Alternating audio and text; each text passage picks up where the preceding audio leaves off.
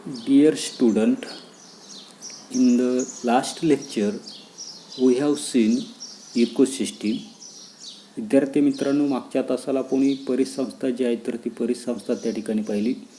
त्याचबरोबर परिसंस्था जी आहे तर त्या परिसंस्थेचे असणारे जे काही घटक जे आहेत तर ते घटक आपण त्या ठिकाणी पाहिले. त्याच्यामधले महत्त्वाचे घटक दोन आपण त्या ठिकाणी पाहिले, abiotic factors and biotic factors, म्हणजे जैविक अजैविक घटक आणि जैविक घटक त्या ठिकाणी पाहिले.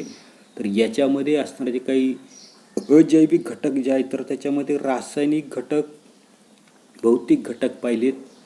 हे जे काही रासायनिक घटक जे आहेत तर त्या रासायनिक घटकांचेच पुन्हा त्या ठिकाणी असेंद्रिय पदार्थ, सेंद्रिय पदार्थ अशा प्रकारचं वर्गीकरण आपण त्या ठिकाणी पाहिलं. त्याच्यानंतर असणारे जे काही बायोटिक फॅक्टर जे आहेत तर त्याच्यामध्ये ॲटोट्रॉपिक, heterotrophic.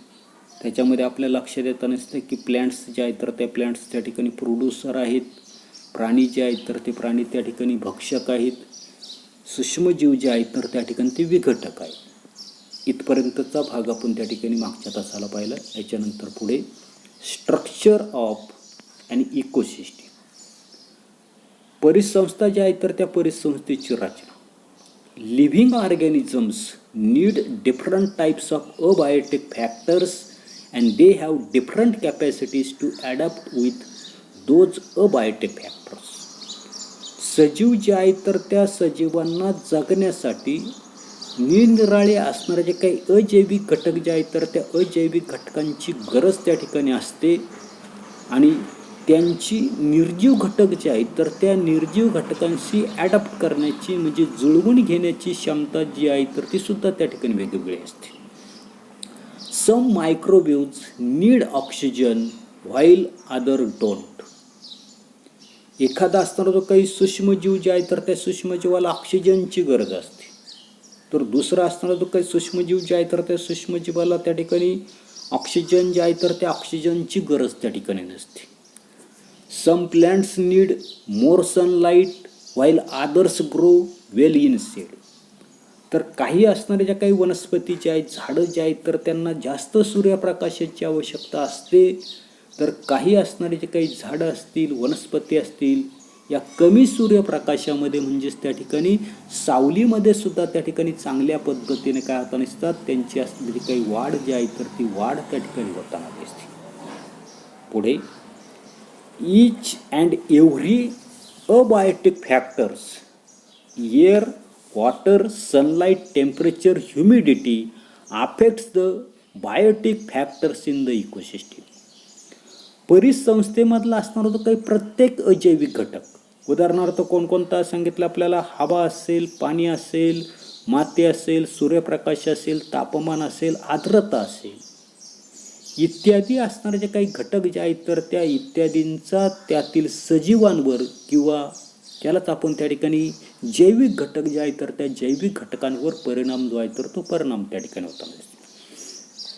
The abiotic factors in an ecosystem decides which biotic factors will survive in it and what will be their numbers. आता पुढे काय सांगितलेलं आहे की एखाद्या परिसंस्थेत कोणते सजीव त्या ठिकाणी जगू शकतील आणि त्यांची संख्या किती असावी हे त्या परिसंस्थेतील असणारे जे काही अजैविक घटक जे आहेत तर त्या अजैविक घटकांवर ते अवलंबून त्या ठिकाणी असणार. पुढे the proportion of abiotic factors in an ecosystem is always changing as biotic factors use or excrete abiotic factors. की प्रत्येक परिसंस्था ज्या आहेत किंवा परिसंस्थेतील प्रत्येक असणारा जो काही सजीव घटक जो आहे तर त्या सजीव घटकाचा सभोवतालच्या अजैविक घटक जे आहेत तर त्या अजैविक घटकावर काय होताना दिसतो, परिणाम जो आहे तर तो परिणाम त्या ठिकाणी होताना दिसतो. Every biotic factors affect abiotic factors as well as other biotic factors around it. काय सांगितलेले पुढे आपल्या त्या ठिकाणी लक्षात येताना दिसते की सजीव ही सर्वसाधारणपणे the proportion of abiotic factors in an ecosystem is always changing as biotic factors use or extract abiotic factors.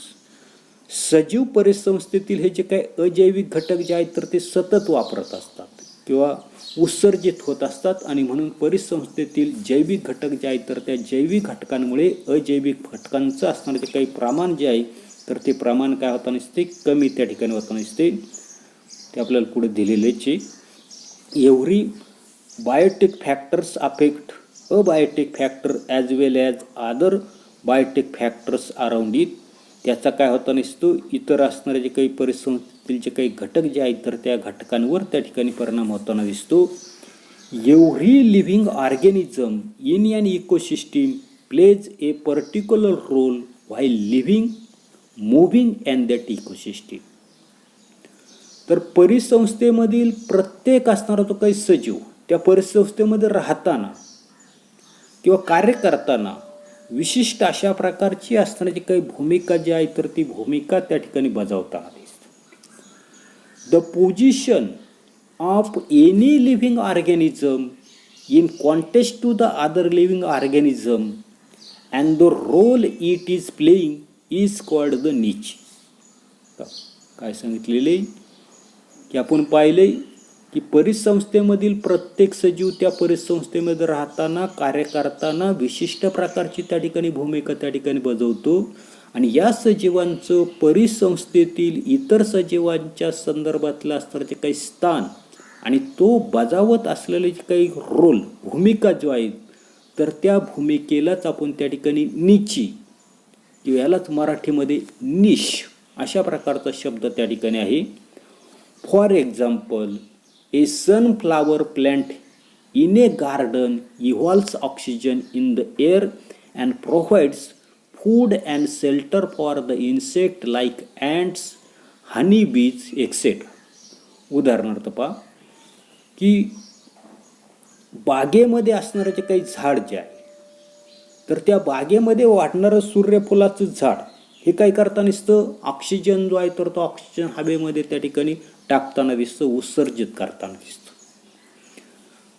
त्याच्यानंतर असणाऱ्या ज्या काही मधमाशा, मुंग्या इत्यादी असणारे जे काही कीटक जे आहेत तर त्या कीटकांसाठी लागणारा काय अन्न असेल किंवा पुढे आपल्याला सांगितलं शेल्टर असेल, निवारा असेल, आसरा असेल तर ते पुरवण्याचं कार्य त्या ठिकाणी सूर्यफुलाचं झाड जे आहे तर ते झाड त्या ठिकाणी काढताना दिसतं. आता पुढे या ठिकाणी आपल्याला interaction among the factors of an ecosystem त्या ठिकाणी पाहिजे. परिसंस्थेतील घटकांमधील आंतरक्रिया त्या ठिकाणी कशा पद्धतीने होते ते आपल्याला पाहिजे.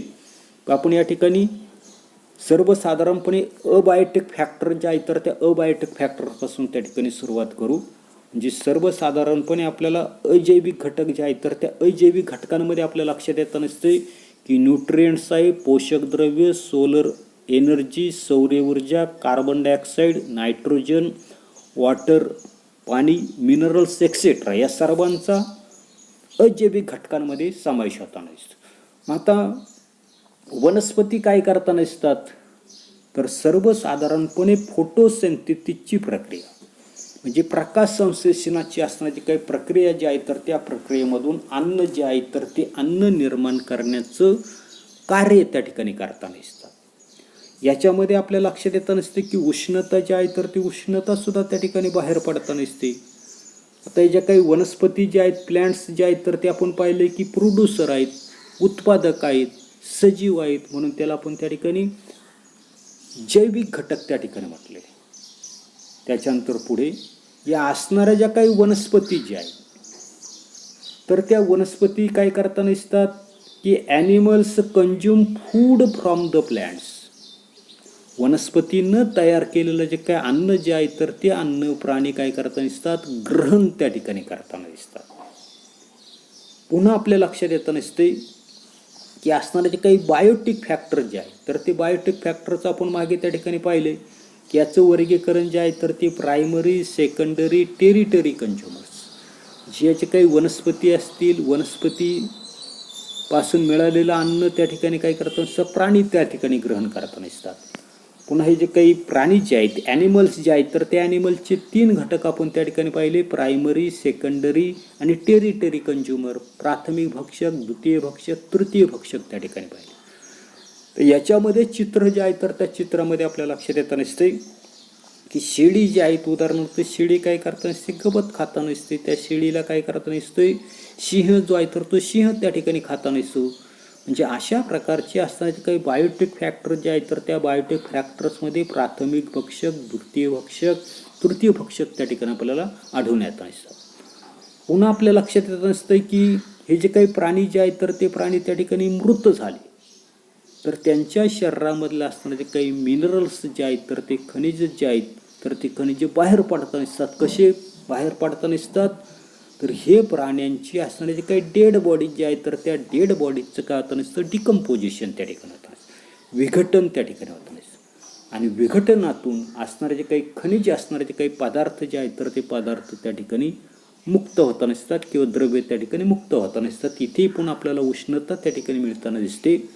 आता हे जे असणारे ते काही डिकम्पोजिशनचं असणारे काही कार्य जे आहेत, तर ते कार्य आपल्याला या ठिकाणी दाखवलेले जे काही मायक्रोवेव्ह, सूक्ष्मजीव, ज्याला आपण त्या ठिकाणी विघटक म्हणताना दिसतो, की अनेक अशा प्रकारचे मायक्रोवेव्ह जे आहेत, तर ते मायक्रोवेव्ह आपल्याला त्या ठिकाणी आकृतीमध्ये दाखवलेले, तर त्याच्यामध्ये भूछत्र, जीवाणू अशा प्रकारचे त्या ठिकाणी आपल्याला आढळून येतात. हे असणारे जे काही सूक्ष्मजीव जे आहेत, तर ते सूक्ष्मजीव काय करताना दिसतात, मृत प्राण्यांच्या शरीराचं विघटन त्या ठिकाणी करताना दिसतात. आणि त्याच्या आतमध्ये त्या प्राण्याच्या शरीरामध्ये असणारे जे काही द्रव्य जे आहेत, तर ते द्रव्य त्या ठिकाणी काय करताना दिसतात, बाहेर टाकताना दिसतात, काढून घेताना दिसतात. म्हणजे या ठिकाणी आपल्या लक्षात येतं नसते की free animal minerals are recycled. मुक्त द्रव्य जे आहे, तर त्या मुक्त द्रव्यांचं पुनर्चक्रीकरण जे आहे, तर ते पुनर्चक्रीकरण त्या ठिकाणी होताना आपल्याला त्या ठिकाणी आढळून येताना दिसतं. आपण पाहतोय की जे काही मृत प्राणी जे आहेत, तर त्या मृत प्राण्यांच्या शरीराचं विघटन त्या ठिकाणी होताना दिसतं. सूक्ष्मजीव त्या ठिकाणी काय करता नसतात, तर त्यांचं त्या ठिकाणी विघटन करता नसतात. त्याच्या आतमध्ये असणारे जे काही द्रव्य जे आहेत, तर त्या द्रव्यांचं पुन्हा त्या ठिकाणी पुनर्चक्रीकरण जे आहे, तर ते पुनर्चक्रीकरण होताना दिसतं. त्याचेच पुन्हा त्या ठिकाणी अजैविक घटकामध्ये रूपांतर त्या ठिकाणी होताना दिसतं. त्याच्यानंतर पुढे पहा की कॅन यू रिकॉल म्हटलेलं आहे, सांगा पाहू की what is the role of microwaves in the अभाव इंटरॅक्शन. वरील जी काय आंतरक्रिया जी आहे, तर त्या वरील आंतरक्रियेमध्ये सूक्ष्मजीवांची भूमिका त्या ठिकाणी काय आहे. आता काय सांगता येईल की microwaves play the role of decomposer in the अभाव इंटरॅक्शन. वरील जी काय आपण आंतरक्रिया त्या ठिकाणी पाहिली, तर त्याच्यामध्ये असणारे जे काही सूक्ष्मजीव जे आहेत, तर ते सूक्ष्मजीव विघटनाचं असणारे जे काही कार्य जे आहे, तर ते कार्य त्या ठिकाणी करताना दिसतात. सेकंड क्वेश्चन आहे, how do producers obtain abiotic factors. काय सांगितलेले आहे की अजैविक घटक उत्पादकांना कसे त्या ठिकाणी मिळतात. तर producer obtain solar energy from sunlight. उत्पादक जे आहेत, तर ते सौर ऊर्जा जे आहेत, तर त्या सौर ऊर्जेमधून सूर्यप्रकाश त्या ठिकाणी मिळताना दिसतात. The other nutrients are obtain from soil, water and air. आणि इतर असणारे जे काही पोषक घटक जे आहेत, तर ते माती असेल, पाणी असेल, हवेमधून त्या ठिकाणी मिळवताना दिसतात. त्याच्यानंतरचा तिसरा क्वेश्चन आपल्याला दिलेला आहे की from where do the consumer get their food. भक्षक जे आहेत, तर त्या भक्षकांना अन्न कुठून मिळतं. तर काय सांगता येईल पहा की consumer get their food from the producers and the other consumers. भक्षक जे आहेत, तर त्या भक्षकांना अन्न या ठिकाणी आपल्या लक्षात येतं नसते की उत्पादक. आता उत्पादक कोण असणार, तर वनस्पती असतील किंवा इतर असणारे जे काही भक्षक जे आहेत, तर त्या भक्षकांपासून त्या ठिकाणी भक्षक जे आहेत, तर त्या भक्षकांना अन्न त्या ठिकाणी मिळताना दिसतं. एवढाच असणारा जो काही भाग जो आहे, तर तो भाग आपण या तासाला पाहणार आहोत. पुढील भाग पुढील तासाला पाहू. धन्यवाद.